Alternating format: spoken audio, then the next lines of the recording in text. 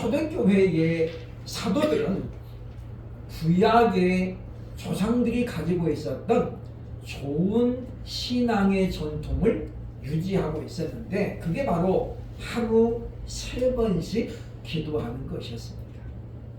다니엘에서도 우리가 지난주에 봤습니다마는 다니엘도 하루에 3번씩을 기도했다 그랬던 것처럼, 베드로와 요한이 지금 제9시 기도 시간에 기도하러 가다가 나면서부터 안진뱅이였던 한 거리를 만나게 됩니다. 근데 가다가 베드로가 무슨 감동이 있었는지 그 거리를 향해 말했어요. 나를 보라. 그랬더니 이 거린이 무언가 부지할 것이 있는 줄 알고 베드로를 봤는데, 성경에 보니까 베드로의 마음에 그런 마음이 드는 거야. 저 사람이 지금 고침을 받을 만한 믿음이 있구나. 그래서 그 자리에서 명합니다. 금과 은은 데가 없지만은 나사렛 예수 이름을 명하노니 일어나 걸을지어다. 분명히 성경은 나면서부터 안진뱅이였다라고 말합니다. 그런데 이 사람이 베드로가 그렇게 선포하고 손을 잡아 일으켰더니 그 자리에서 일어나서 걷기도 하고 뛰면서 하나님을 찬양했다라고 성경은 말씀하고 있습니다. 이 일로 말미암아 베드로가 요한은 이제 당시 유대교의 지도자들에게 재판을 받는 상황이 벌어졌습니다.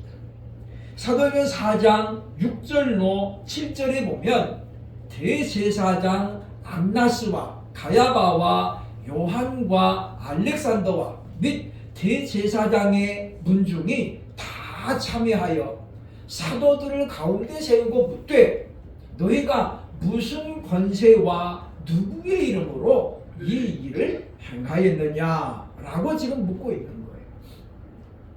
사실 이와 같은 당시 대제사장들의 질문은 순서가 잘못됐죠.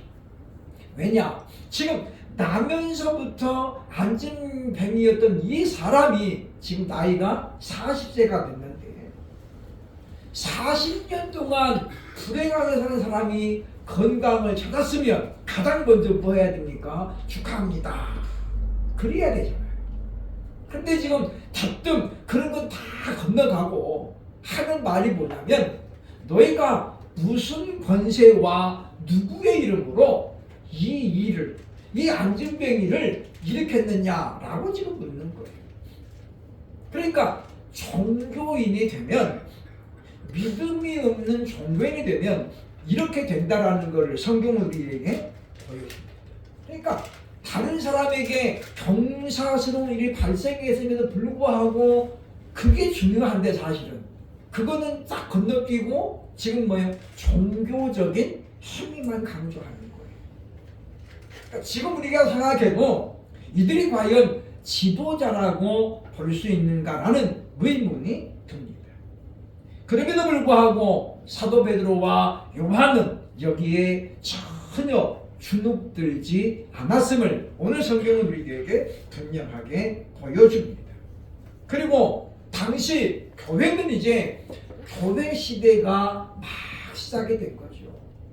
그래서 시몬 베드로가 말씀을 선포할 때에 무려 5,000명이나 믿고 주께로 돌아왔더라 라고 오늘 사도행전 4장 4절은 우리에게 말씀합니다.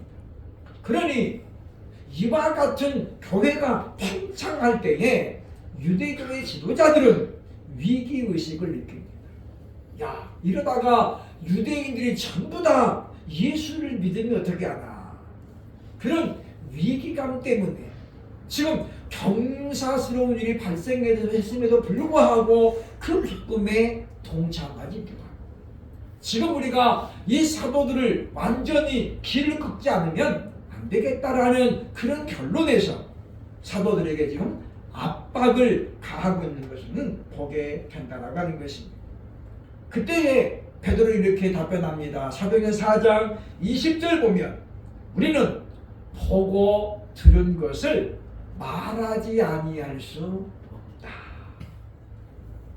우리가 보고 들은 것, 보고 들은 게 무엇입니까? 예수 그리스도의 죽으심과 부활이에요. 그리고 들은 거 뭡니까? 하나님 나라에 가는 거거든요. 그것에 대해서 우리는 말하지 아니할 수 없다라고 너무나도 담대하게 이야기하는 거예요. 이와 같은 담대한 정면 돌파의 비결은 과연 무엇일지 우리는 오늘 말씀을 통해서 확인해 보면서 지금 사도들도 저와 여러분과 똑같은 사람들이에요. 평생을 물고기잡아 살았던 베드로나 요한, 우리와 뭐 다를 게 있습니까?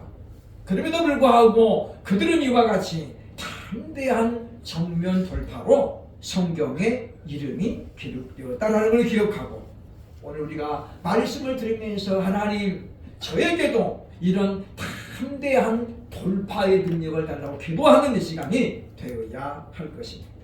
첫째로 정면 돌파의 비결, 오늘 보면 4장 10절에 보면 그리스도의 이름으로 무장되었기 때문임을 우리에게 알려줍니다.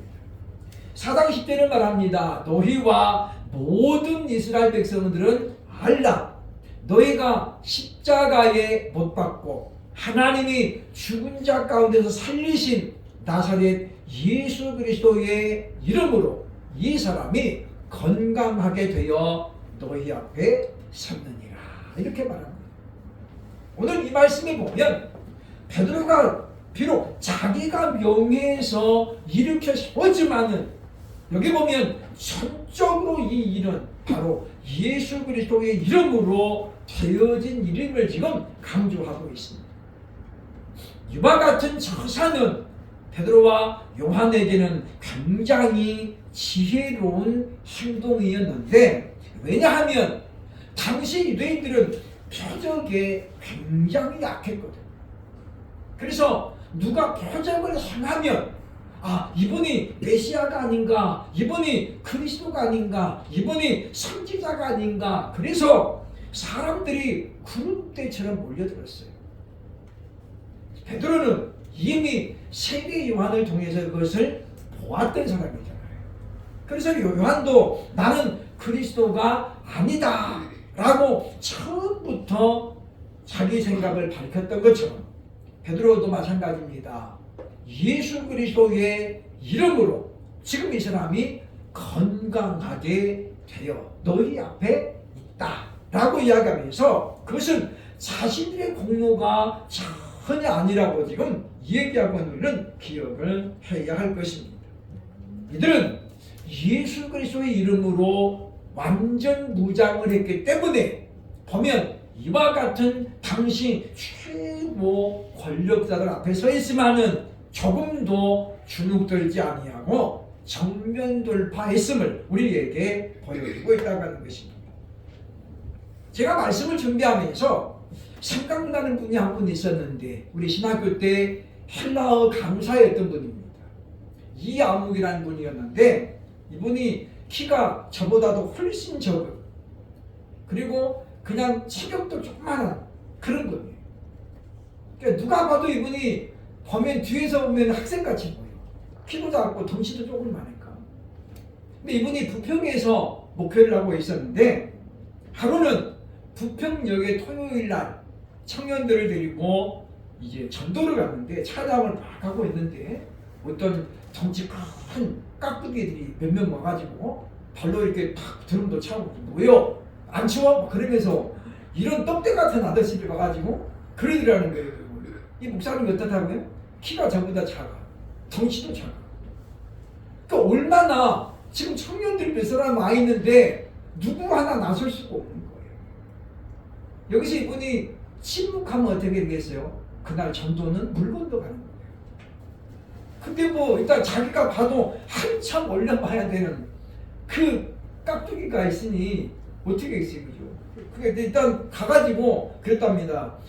당신 누군데 이러냐? 우리는 경찰서에서 허가 받고 이 일을 하고 있다. 허가증 있냐? 그렇게 그냥 딱 한마디. 그때 이 사람들이 뭐요? 그러면서 하더니 가자! 그리고 가더라는 거예요. 이런 싱거운 사람이 있어요, 그죠? 그냥 허가 받고 했다고 하니까 이 사람들이 그냥 그냥 아무 말 없이 그냥 가더라는 거죠. 그것이 이 분에게는 평생의 간증거리가 된 거예요. 이분이 마치 자기가 골리앗 앞에 서 있는 다윗 같았다는 거잖아요. 근데 이분에게 누가 있었던 거예요? 예수 그리스도가. 저 사람은 자기 덩치만 믿고 있지만 그래서 전혀 떨지 않고 우리는 정당하게 허가받아서 이 시간 우리가 여기를 쓴다. 당신들 허가받았느냐? 그랬더니 이 사람들이 아무 소리 못하고 가더라는 거죠. 우리는 예수 그리스도의 이름으로 우리가 무장을 해야만이 이 험한 파도가 치는 세상에서 우리가 승리할 줄로 믿습니다.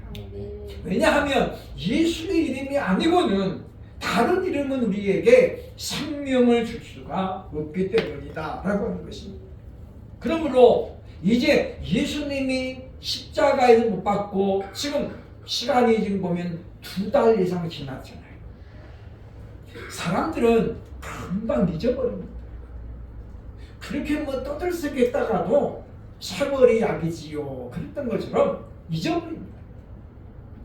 작년에 대통령 탄핵이란 사건이 얼마나 컸습니까만 이제는 많은 사람들의 기억 속에서 잊혀지고 있고 그렇게 사람들은 남의 일에 대해서는 오랫동안 기억에 담지 않습니다.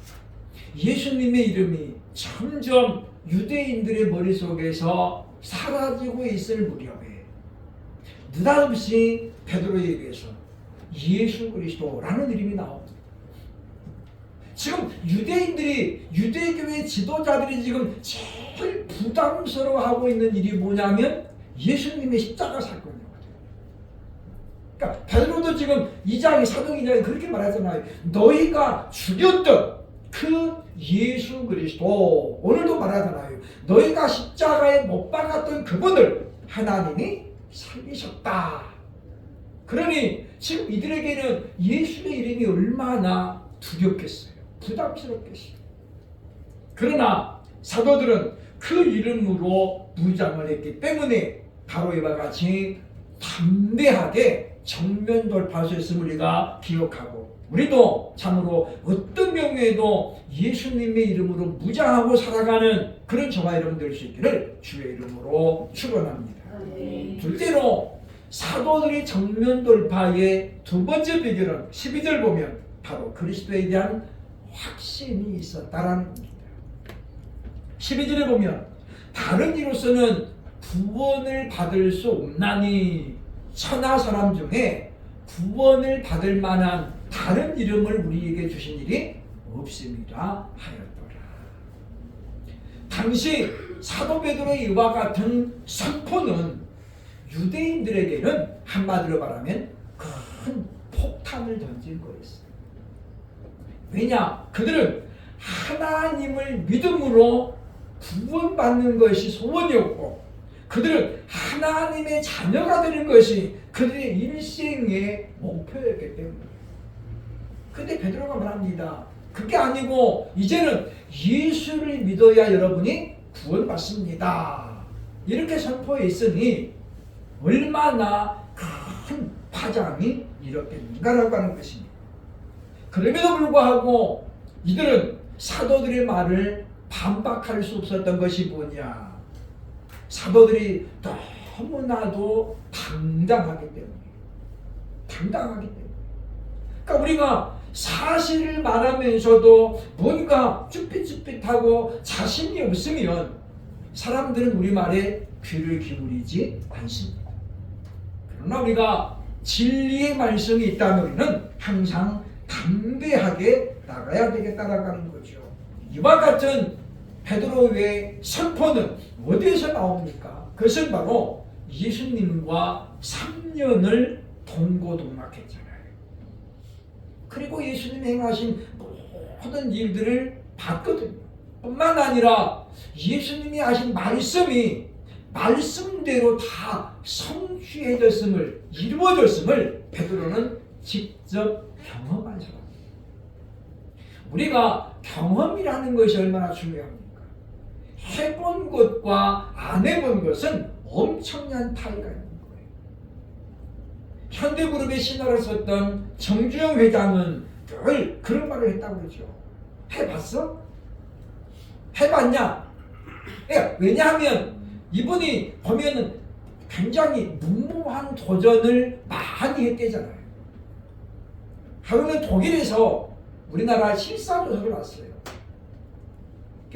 고속도로 건설을 해야 되는데, 그래서 이분들이 실사했는데 한국이 급부당해 보니까 봄이었대요. 2월, 3월쯤. 그러니까 너무 이렇게 황량하게 보이잖아요. 박 대통령이 정주영한테 여기다가 임자, 여기다 잔디를 심어. 그래서 잔디를 심어. 2월달, 3월달 잔디 심으면 살아요, 안 살아요? 안 살아요, 그죠? 어디 가서 잔디를 얻어올 거예요? 그때 정주영 씨 생각에 보리가 이제 다 올라왔는데 그 생각이 나더라고요. 그래서 그걸 잔디밭 대신에 보리를 옮겨다가 거기다가 다 깔은 거예요. 사람들이 다 말렸답니다. 회장님, 이거 금방 죽습니다. 안 됩니다. 어떻게 말이 안 되는 소리 합니까? 그래서 이분이 그랬대요. 해봤어? 안 해봤잖아. 지금 빨리 해. 그래서 이분들이 이제 성남공항에 올 때에 비행기에서 딱 이륙을 착륙하는데 뭐요? 그 보리밭이 쫙 깔려 있는데 그게 사람들이 뭘 보여요? 잔디밭으로 보인다는 거예요. 그래서 해보지 않고는 말할 수 없는 거예요. 경험이 그렇게 중요한 것입니다. 지금 베드로가 하는 뭡니까? 3년이라는 그 세월 동안에 예수님을 경험했죠. 그리고 뭐가 생긴 거예요? 확신이 생긴 거예요. 여러분이 저를 만난 것이 몇 년입니까? 지금 다 수년씩 됐잖아요. 그렇다면 우리가 예수 그리스도를 믿음으로 말미암아 신앙생활 한 연륜에 비해서 과연 우리는 지금 그만한 믿음이 지금 있는지 없는지를 돌아봐야 된다. 아직도 내가 누구에게 가서 난 크리스찬입니다 라고 말하기를 주저한다면 우리는 주님이 나도 몰라 라고 해도 우리는 할 말이 없는 거예요. 예수님이 그랬죠. 너희가 사람들 앞에서 나를 부인하면 나도 내 아버지 앞에서 너를 부인할 것이고 네가 사람 앞에 나를 시인하면 나도 하늘에 계신 내 아버지 앞에서 너를 안다고 시인하리라. 그러므로 우리는 우리 신앙의 연륜이 쌓이면서 내 믿음이 지금 그만큼 자라나고 있는지. 어떤 사람들은 예수 믿는 시간이 오래됐는데 불구하고 믿음은 점점 뻐글러 가는 사람이 있어요. 점점 교회를 멀리하고 예배를 멀리하고 하나님을 멀리하는 그런 사람에게는 우리가 소망이 없다라고 볼 수 있다라고 하는 것입니다. 사도들이 이와 같이 너무나도 당당하게 자기 의견을 밝혔더니 사람들이 이렇게 반응합니다. 사도행전 4장 13절 그들이 베드로와 요한이 이렇게 담대하게 말하는 것을 보고 그들은 본래 학문 없는 범인으로 알았다가 범인이란 말은 무슨 말이에요? 보통 사람을 알았다는 거예요. 보통 사람. 그러니까 학문이 없는 보통 사람으로 알았어요. 그게 뭐냐면 베드로와 요한에 대한 당시 갈릴리 사람들의 사고방식이었어요. 그러니까 실제로 베드로는 공부를 많이 한 사람이 아니거든요. 평생 남의 배 빌려가지고 물고기 잡았으니 언제 공부했겠어요. 그렇게 보통 평범한 사람으로 알았는데 뭐예요 지금 그들이 이렇게 그냥 담대하게 말하는 거니까 그 사람들이 놀란 거예요. 야 도대체 이게 어떻게 된 것이냐 라고 사람들은 놀랬던 것을 보여주고 있습니다. 그때에 베드로 이렇게 설명합니다. 4장 19절 보면 베드로와 요한이 대답하여 이르되 하나님 앞에서 너희의 말을 듣는 것이 하나님의 말씀을 듣는 것보다 옳은가 판단하라. 그러니까 이제 종교개혁자들이 인사말이 뭐냐면 코람데오에서 코람데오. 하나님 앞에서라는 말이죠. 그러니까 하나님 앞에서 사람의 말을 듣는 것과 하나님 말씀을 듣는 것이 어떤 것이 더 옳은지 너희가 판단해보라. 이렇게까지 자신 있게 지금 말할 수 있었던 비결은 바로 그리스도에 대한 확신이었음을도 기억하고, 우리는 지금도 우리의 기도에 응답하시고 우리의 부르짖음을 들으시는 그 하나님을, 그리스도를 확신하고, 우리도 문제를 만났을 때 우리가 피해가는 것이 아니라 정면 돌파할 수 있는, 그래서 성전가를 부르는 우리 모두가 될 수 있기를 주의 이름으로 축원합니다. 세 번째, 사도들의 정면 돌파의 비결은 사도행전 1장 8절과 그리고 마태복음 28장 20절 보면 말씀에 대한 순종이었음을 우리에게 보여줍니다. 부활하신 예수님이 승천하시면서 제자들에게 지상 대명령의 과제를 주셨거든요. 그게 28장 19절로 20절에 나오는데 20절에 보면 이런 말이 나옵니다. 내가 너희에게 가르쳐 분부한 모든 걸 가르쳐 지키게 하라. 내가 세상 끝날까지 너희와 항상 함께 있으리라. 지금도 예수님은 복음을 전하고 하나님의 말씀대로 살려고 애쓰는 사람과 함께하고 있음을 믿으시기를 주의 이름으로 축원합니다. 그러니 우리가 바로 주님이 우리와 함께하고 있다는 이 확신 때문에 우리는 예배하는 거고 기도하는 거예요. 여러분, 신앙생활은 취미생활이 아닙니다. 내가 여유가 있고 시간이 있으니까 가서 취미생활 해야지, 이렇게 우리가 교회를 나오면 안 돼요. 그게 생명이 없는 거예요. 예수님이 우리에게 구원을 주시려고 뭐 했어요? 자기 자신을 십자가에 버렸잖아요. 제가 아침에 요한복음 19장을 보면서 그 말씀이 다 부각이 되는 거예요. 우리에게는 왕이 없다. 빌라도가 재판하면서 그러는 거예요. 그러면 너희의 왕 예수는 어떻게 할 거냐? 그랬더니 유대인이 뭐라고 그래요? 우리에게는 왕이 없습니다. 그러면서 누가 왕이 되는 거예요? 가이사만 우리의 왕입니다. 라고 이야기하는 거예요. 저는 그 말씀을 보면서 사사시대 이스라엘 백성들이 탁 떠오르는 거예요. 당시 그들에게 왕이 없으므로 저마다 자기 소견에 옳은 대로 행하더라. 근데 누가 그랬다고요? 예수님 시대에 유대인들도 그랬다는 거예요. 유대인의 왕으로 오신 이가 어디 계시뇨? 우리가 그에게 경배하러 왔습니다 라고 이야기했던 동방박사들의 말을 들음에도 불구하고 그들은 뭡니까? 그분은 우리의 왕이 아니요, 우리에게는 왕이 없습니다 라고 예수님을 거부했거든요. 그러니까 왕으로 오신 예수님을 유대인들은 거부합니다. 그리고 하는 말이 뭐예요? 가이사만이 우리의 왕입니다. 스스로가 그들은 뭐예요? 우리는 로마의 식민지고 우리는 로마 황제의 지배를 받는 것이 너무나도 당연하다라고 이야기하는 거예요. 이게 하나님 백성들이 할 말입니까? 우리는 어떤 경우에도 우리가 그리스도께서 우리의 구세주가 되고 하나님이 우리의 왕이시는 이 엄밀한 사실을 우리는 절대 부정해서는 안 되겠다라고 하는 것입니다. 사도들이 이렇게 다 담대하게 정면 높일 수 있었던 이유는 내가 너희와 항상 함께 있으리라는 말씀에 대한 확신과 신종이었습니다. 그리고 사도행전 1장 8절에 또 이렇게 말씀합니다. 예수님께서 제자들에게 하신 말씀이죠. 오직 성령이 너희에게 임하시면 너희가 권능을 받고 예루살렘과 온 유대와 사마리아와 땅끝까지 이르러 내 증인이 되리라. 지금 이들이 얼마 전에 성령을 받았거든요.